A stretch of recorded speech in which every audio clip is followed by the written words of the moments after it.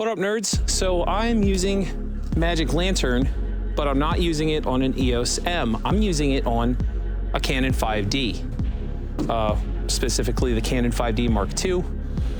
And I'm actually filming this in whatever ratio this is, 2.35 to 1, which is like the cinematic ratio at whatever resolution it is.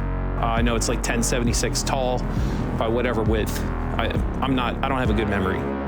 But anyway, I've been using it for about a week, varying between crop mode, which is what this is, and I've also been using non-crop mode. Crop mode enables you to get higher resolution, I'm assuming because it's using less of the sensor, so it has less megapixels to interpret. This is with 10-bit color resolution. It's capable of doing 12 or 14, but generally it just is gonna crash on 14. 12, it's gonna get hot. So I generally just use 10-bit, which is fine. Even my Canon C300 only does 8-bit video, and it does really well. So this has been working really well for my use. So I'm gonna show you some example footage that I've taken. I'm using my Nikon 50mm lens on this. It's a very old lens. It was my dad's from the 60s. And I also have my Quantaray, I'm not sure how to pronounce it, but I have a 19 to 35 lens that I've been using that gets some interesting results, and it works a little bit better with the handheld because it doesn't come out as shaky. And then sometimes I'll add stabilization in Davinci. I'll just give you some example shots.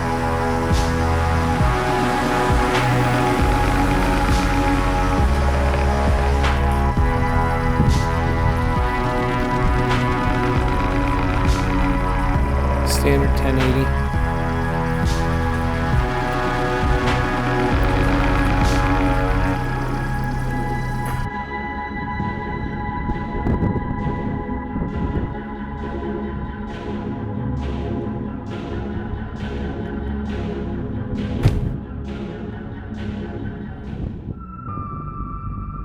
What up, nerds?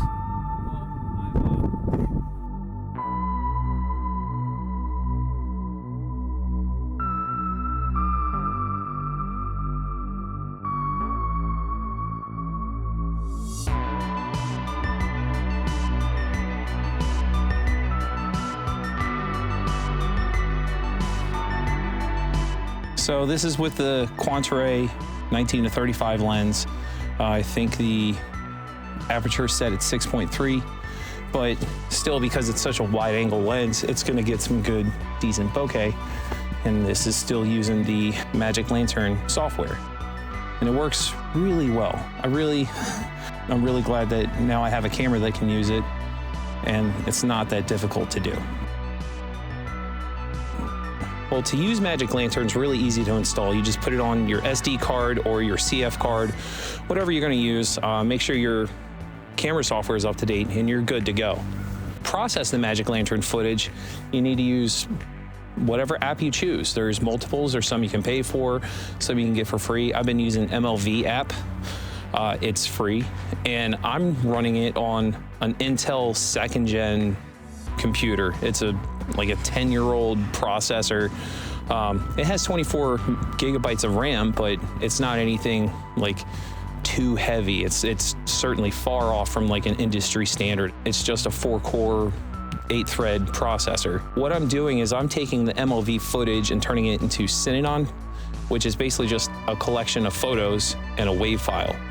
And then I import that into Davinci, and it automatically processes it as a video. So I just drag and drop that whole thing into there, and it's been working really well. If you try to change the footage from an MLV to something like Apple ProRes, which is what I did at first, it takes a lot of the CPU power to do that. I had 100% utilization the whole time I was doing it, so Synanon might be a better choice. I make sure to process the footage as raw so that I can edit the raw footage in Davinci. But you can also process it, like if you want to do something quick, you can process it right there. You can add a filter, add your light, change your lighting and everything if you choose to. You just have to choose a different output. And honestly, I don't really even know what I'm doing. I had to get one of my friends to help me from the Flesh Simulator Discord. You know, I'm very new to video as it is. I've only been doing this for maybe a year and some change. And for a long time, I edited everything on my phone. I would take footage with my EOS M3, import it with an SD card reader, and then process the footage. I would use the Adobe Premiere editing software for the iPhone and edit all of my video that way. That's how I did all of my early video stuff on my car channel. So, you know, I'm still learning how to do everything on the computer, which is a lot better. It's a slower process, so you have to think about your choices a little bit better, but it is much, much better of a process.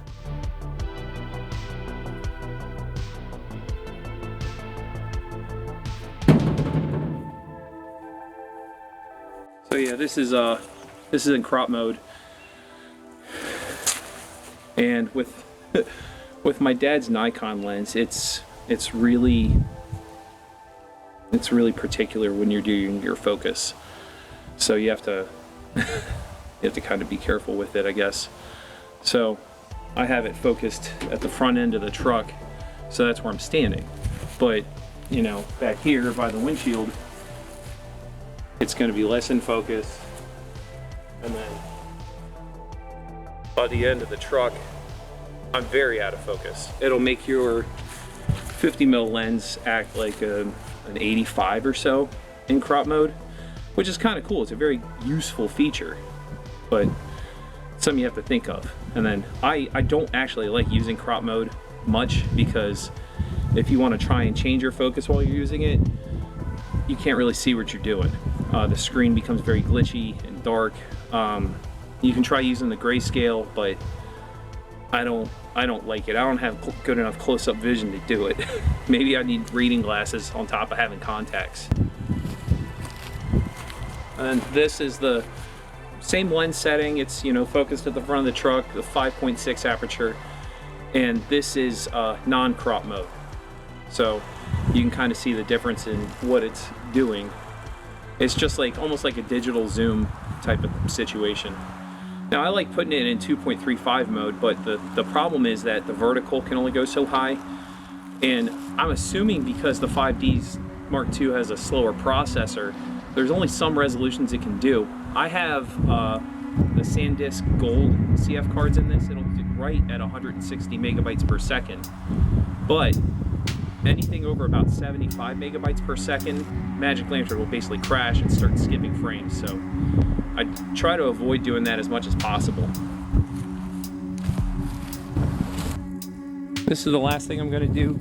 This is a 14-bit video. You have to be careful with this. It makes massive file sizes. It will just eat up your memory cards no matter what.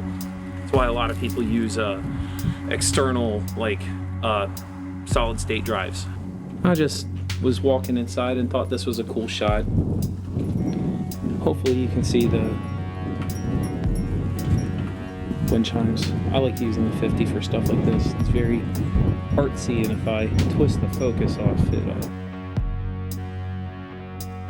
just looks right. So this is the 19 to 35 lens at 35, and I autofocus to the corner of my shed, which is about, I don't know, 30, 40 feet away from me right now. This is 25-28 by 1076. I'm gonna go a little lower. 2400 by 1022, it says is a safe resolution to film at. It says continuous okay. This is the last shot I'm doing. What I like about this whole package is that it's really small, but with this lens I can shoot at f1.4 and I can get some really gritty shots that get a lot of bokeh and character. And yeah, this is the hole under my kitchen. That's how I fix the plumbing in there. I had to break rocks out of the way. But yeah, I like this lens a lot. I like this whole package a lot. Is it going to replace my C300? No, because the C300 just is different. But this will make a good like walk around camera, run around camera. I don't care if it gets stolen as much camera, won't cry as hard camera. So yeah, neat. The 5D Mark II, 150 bucks if you can find one. Usually 230 on MVP. Add magic lantern and do whatever you want with it.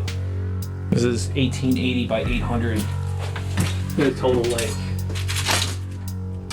Oh wow, we can't find our friend. We should split up. That's what this gets you. I really gotta clean up down here, but also I like the vibe that it adds. This is in crop mode, same settings. I don't actually know what it's filming at, but hey guys, I think we should split up. Like you know, total horror movie vibes with this thing. I really like it.